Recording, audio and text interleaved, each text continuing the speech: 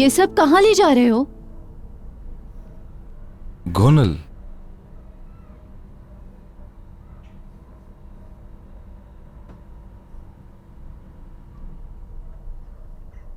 तुम ठीक हो?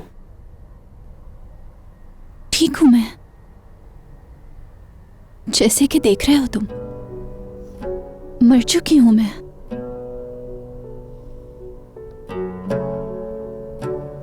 मैं जानता हूं गोनल कि तुम टूट चुकी हो। अपने साथ ऐसा मत करो। हम दोनों बहन भाई की तरह बड़े हुए हैं। हम एक साथ स्कूल जाते थे और एक ही डेस्क पर बैठते थे और एक साथ बड़े हुए हैं। ना तुम्हारे अब्बू हैं ना मेरे। तुम नहीं जानते कि मैं बचपन से मीराज से मोहब्बत करती थी। तुमने मेरी मदद क्यों नहीं की? क्या तुम्हारा दिल भी पत्थर का बन गया है? फिरात, रोक लो मीरान को। इस दुनिया में सिर्फ एक तुम ही हो जो उसे रोक सकते हो।